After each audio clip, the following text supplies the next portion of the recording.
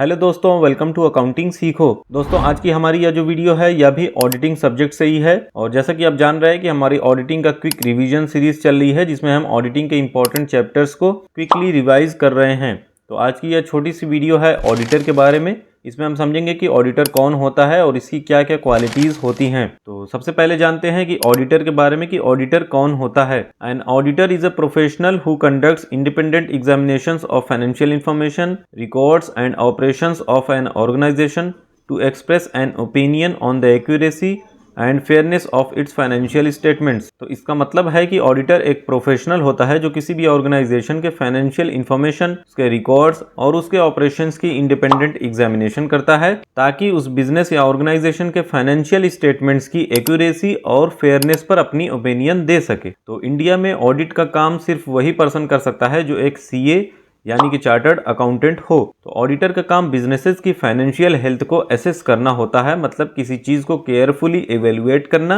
या उसका एनालिसिस करना होता है, ताकि उसकी इंपॉर्टेंस या कंडीशन को समझा जा सके। और फ्रॉड या एरर्स को डिटेक्ट करना, किसी तरह की गलतियां या जानबूझकर किए जाने वाले फ्रॉड्स का पता लगाना, और जो उसके स्टेक होल्डर्स हैं उन्हें ट्रस्ट वर्दी फाइनेंशियल रिपोर्ट्स प्रोवाइड करना, यह सब एक प्रोफेशनल ऑडिटर ही करता है। तो यह सारे काम करने के लिए एक ऑडिटर के अंदर बहुत सारी क्वालिटीज का होना जरूरी है, तभी वह सही तरीके से ऑडिट का काम कर सकता है। तो आइए अब आगे समझते हैं कि एक ऑडिटर के अंदर कौन कौन सी क्वालिटीज होनी चाहिए। क्वालिटीज ऑफ एन ऑडिटर के बारे में जानते हैं। तो ऑडिटर की क्वालिटीज को दो मेजर कैटेगरीज में डिवाइड किया गया है। इसमें पहला है एक्वायर्ड नॉलेज और दूसरा बॉर्न क्वालिटीज।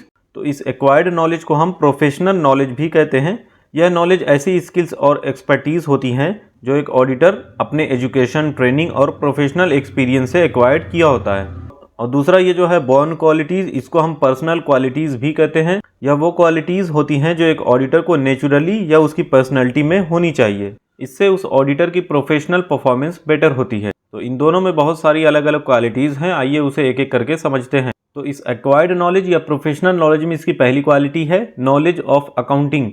तो एक ऑडिटर को अकाउंटिंग प्रिंसिपल्स और स्टैंडर्ड्स की डीप नॉलेज होनी चाहिए। इस ऑडिटर को financial statements, balance sheet, profit and loss account, journals, ledgers और बुक्स ऑफ अकाउंट्स को समझने और उसे इवेल्युएट करने की एबिलिटी होनी चाहिए, क्योंकि इसकी नॉलेज के बिना ऑडिटर एक्यूरेट ऑडिट रिपोर्ट नहीं दे सकता है। इसमें दूसरा है नॉलेज ऑफ बिजनेस टेक्निक्स। तो एक ऑडिटर को बिजनेस के ऑपरेशनल टेक्निक्स और प्रोसेसेस की भी अच्छी नॉलेज होनी चाहिए, जैसे कि inventory management, supply chain processes और प्रोडक्शन टेक्निक्स। यह नॉलेज उस ऑडिटर को बिजनेस के फाइनेंशियल रिकॉर्ड्स को प्रॉपर्ली इवेल्युएट करने में मदद करती है, क्योंकि हर एक बिजनेस की अलग अलग टेक्निक्स होती है और ऑडिटर को अलग अलग बिजनेसेस की अकाउंट्स बुक की जांच भी करनी होती है। तो एक ऑडिटर के लिए यह बहुत ज़रूरी है कि उसे उन अलग अलग टेक्निक्स के बारे में जानकारी हो जो बिजनेसेस में यूज़ की जा रही हों, क्योंकि बिना उन टेक्निक्स के बारे में जाने वो ऑडिटर अपने कामों को ठीक ढंग से नहीं कर पाएगा, और यह भी पॉसिबल हो सकता है कि उसमें किसी तरह की गलती हो जाए।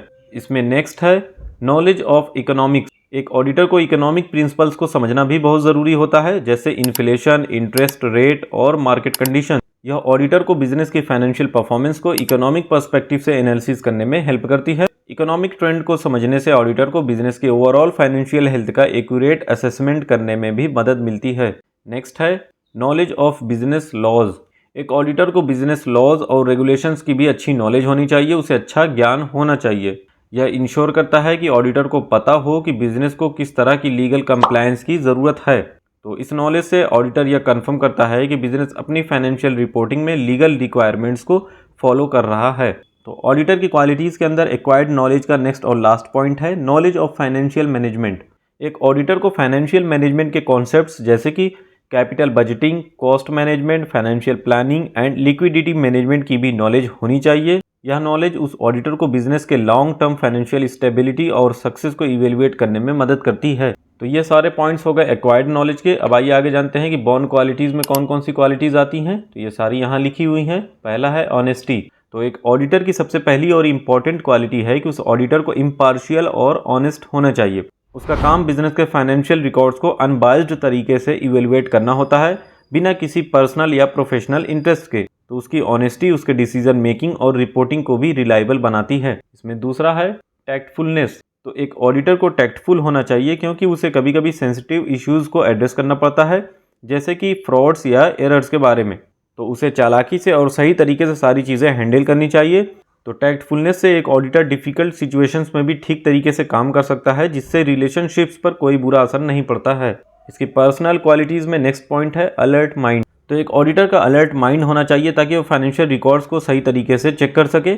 यह क्वालिटी उस ऑडिटर को क्विक डिसीजन मेकिंग और क्रिटिकल इश्यूज को आइडेंटिफाई करने में मदद करती हैं। नेक्स्ट है कम्युनिकेशन या कहें कम्युनिकेशन स्किल्स। एक ऑडिटर को अपनी फाइंडिंग्स को क्लियरली और इफेक्टिवली कम्युनिकेट करना आना चाहिए। उसे जो बिजनेस के स्टेक होल्डर्स हैं जैसे कि मैनेजमेंट या इन्वेस्टर्स, उनको अपने ऑडिट रिजल्ट्स और रिपोर्ट्स को अच्छे तरीके से एक्सप्लेन करना होता है। तो यह स्किल उसको ऑडिट रिपोर्ट लिखने और वर्बल डिस्कशन में मदद करती है। तो इस तरह कम्युनिकेशन स्किल की भी क्वालिटीज़ एक ऑडिटर में होनी चाहिए। नेक्स्ट है रिस्पॉन्सिबिलिटी। ऑडिटर को अपने काम को रिस्पॉन्सिबिली करना पड़ता है क्योंकि उसका काम बिजनेस की फाइनेंशियल इंटीग्रिटी पर डायरेक्ट इम्पैक्ट करता है। तो ऑडिटर की यह जिम्मेदारी है या उसकी रिस्पॉन्सिबिलिटी होती है कि वो एक्यूरेट और ट्रूथफुल फाइंडिंग्स दे, यानी वो अच्छी रिपोर्ट सबमिट करे जिससे बिजनेस और उसके स्टेक होल्डर्स जो हैं उनको फ़ायदा हो। नेक्स्ट है मेंटेन सीक्रेट्स। एक ऑडिटर को अपने काम के दौरान कॉन्फिडेंशियलिटी मेंटेन करनी होती है। बिजनेस की सेंसिटिव फाइनेंशियल इन्फॉर्मेशन को लीक करना अनएथिकल और इलीगल हो सकता है। तो इसलिए ऑडिटर को अपनी फाइंडिंग्स को कॉन्फिडेंशियल रखना होता है, उसे सीक्रेट रखना होता है जब तक कि वह रिपोर्ट पब्लिक नहीं होती है। तो इसकी बॉर्न क्वालिटीज़ या कहें पर्सनल क्वालिटीज़ में नेक्स्ट और लास्ट इसकी क्वालिटी है एबिलिटी टू राइट रिपोर्ट। तो एक ऑडिटर के अंदर रिपोर्ट लिखने की एबिलिटी होनी चाहिए। उसे अपनी फाइंडिंग्स को क्लियर, कंसाइज और स्ट्रक्चर्ड मैनर में रिपोर्ट करना पड़ता है ताकि जो उसके स्टेक होल्डर्स हैं वो उस रिपोर्ट को अच्छे से समझ सकें और ऑडिट का रिजल्ट क्या है उसकी भी उन्हें नॉलेज हो। तो उसे क्लियर और सिंपल वर्ड्स का यूज़ करना चाहिए ताकि उसके स्टेक होल्डर्स को भी समझने में आसानी हो। तो दोस्तों उम्मीद करता हूँ आपको यह वीडियो यूज़फुल लगी होगी। अब आपको समझ में आ गया होगा कि ऑडिटर कौन होता है, उसके अंदर क्या क्या क्वालिटीज़ होती हैं या होनी चाहिए। ऑडिटिंग सब्जेक्ट से रिलेटेड और भी वीडियोस देखने के लिए आप चैनल में जाकर इसकी प्लेलिस्ट को ज़रूर चेक करें। और अगर आप इसकी PDF नोट्स डाउनलोड करना चाहते हैं तो डिस्क्रिप्शन में इसका लिंक दिया हुआ है, आप वहां से इसकी PDF नोट्स भी डाउनलोड कर सकते हैं। मिलते हैं नेक्स्ट वीडियो में। Thank you.